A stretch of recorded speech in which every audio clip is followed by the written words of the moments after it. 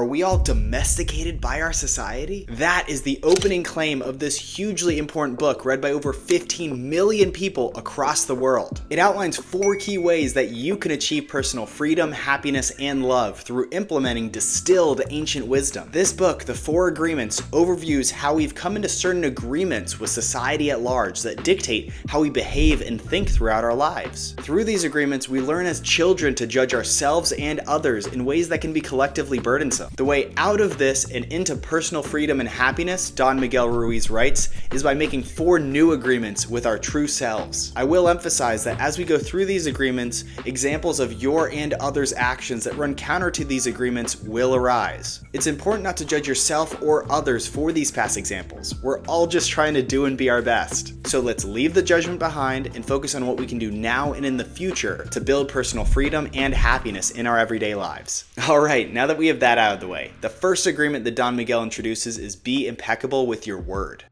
Your words act as your most powerful tool of affecting the world and are your primary way of turning your ideas into reality. Given this huge importance, it's crucial to use your words in an impeccable manner, meaning without sin. In this context, sin represents something that is against your true self. Tangibly, what this means is removing lying, gossip, and negativity from your lexicon. You should only use your words for truth and love. Of course, negative things do happen in life. Note that you can still use your words to take responsibilities for your own actions, discuss the truth of the matter, but just not to assign blame, guilt, or to gossip. By sharing truth and love, you create an environment of reciprocal truth and love around you. Don Miguel writes, find yourself and express yourself in your own particular way. Express your love openly. Along with all of the other agreements, this one is definitely difficult. You almost certainly know someone who loves to gossip every chance they get. Can you fully trust someone who gossips all the time? How do you know they're not talking about you behind your back when you're not around?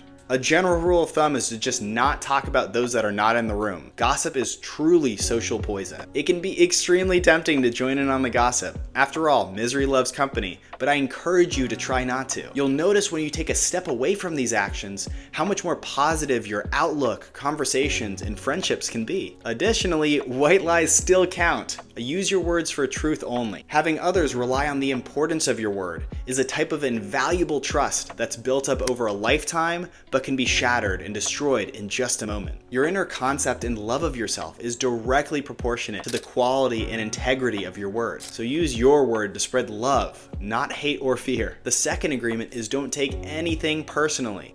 The core message of this agreement can be distilled as such. Other people's actions are never truly about you. People act based on their own internal environment and previous experiences. So let's think of an example. You're walking the streets of Manhattan as a tourist, looking at all the tall buildings and flashing lights. While you are maybe not doing your best job of being aware of your surroundings, you and another pedestrian lightly collide. No one is hurt and you profusely apologize. Instead of accepting your apology and moving on, this person reacts in a very aggravated manner, yelling at you some choice words and shoving you aside before moving on. Now, did you cause this other person's actions? Are you the reason that they yelled at and shoved a fellow human being? You can probably tell where I'm going with this. The answer is no. Now, can you take ownership over your own actions and learn to be a little bit more considerate as you walk around? Of course, but you cannot take ownership over the other person's response to that situation. The space between stimulus and response is what makes everyone who they are. If you think about it, it's actually quite the selfish thing to think that you're so important that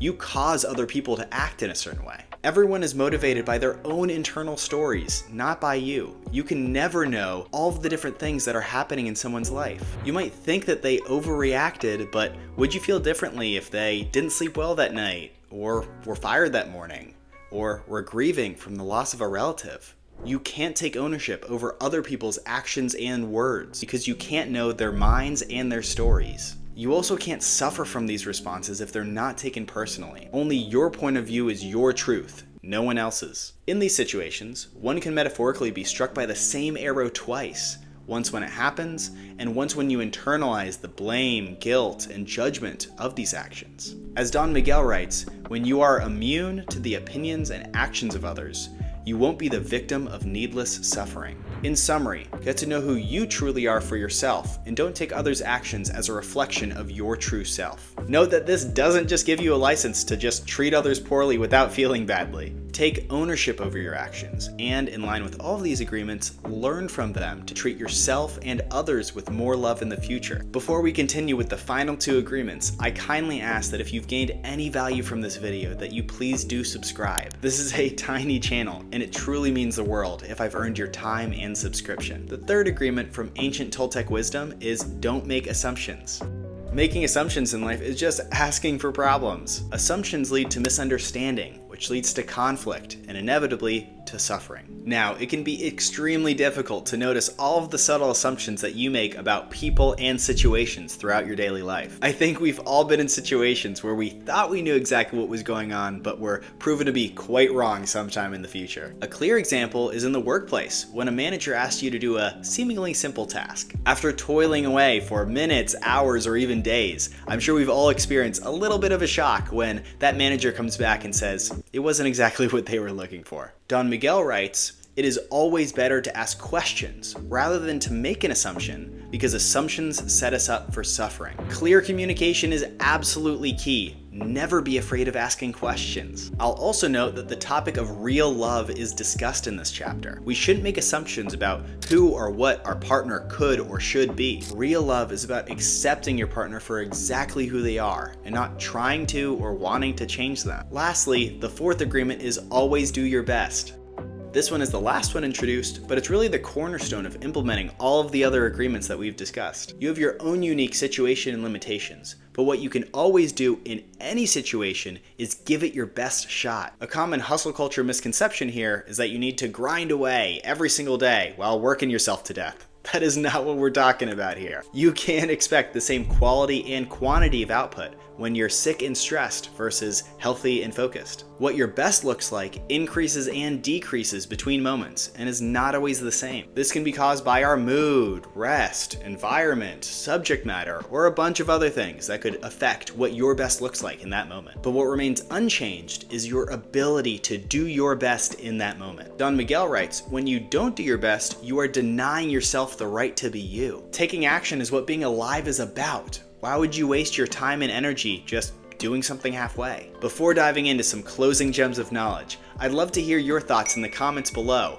about which of the 4 agreements you think is the most difficult to maintain and follow faithfully. For me personally, the agreement that I find the most difficulty with is don't make assumptions. But what about you? I'd love to hear what you think. Alright, now that you know what the 4 agreements are, the book closes with some final key takeaways. One of these insights is that most people's lives are controlled by 2 inner voices that are constantly running commentary about every move they make. The first of these is the judge, which evaluates everything a person thinks. The judge in you judges all of your actions, thoughts, and even emotions while doing so about others. You also develop an inner victim, which receives the judge's harsh criticisms and can feel ashamed or even fearful. The first step in overcoming these inner voices' control of you is by acknowledging their existence. Following this, forgiveness of yourself and others is the only way out of this trap. This includes forgiving others who have hurt you. While this is by no means easy, this context surrounding forgiveness reinforces your self-love, as you love yourself enough to not hold on to their emotional poison. It's also important to be mindful that any day could be your last. If you only had a short time left to live, how would you treat yourself and others? If you live your life as if you're having final interactions with people each time you see them, you'll be amazed at the amount of meaning and positivity you could get out of these relationships. Lastly, heaven is a mind state. You can choose the path of personal freedom and happiness, or you can choose the path towards suffering. You can suffer your destiny, or you can enjoy it. The choice is yours. And now that you know the path towards personal freedom and happiness, you can begin to implement these steps in everyday life. A crucial step in this process is defining your values, reinforcing your positive behaviors, and tracking your progress over time each and every day. To learn about the best way I know of for doing this, watch this hugely valuable video about the 8-minute method for increasing your overall wellness and productivity. I'll see you there.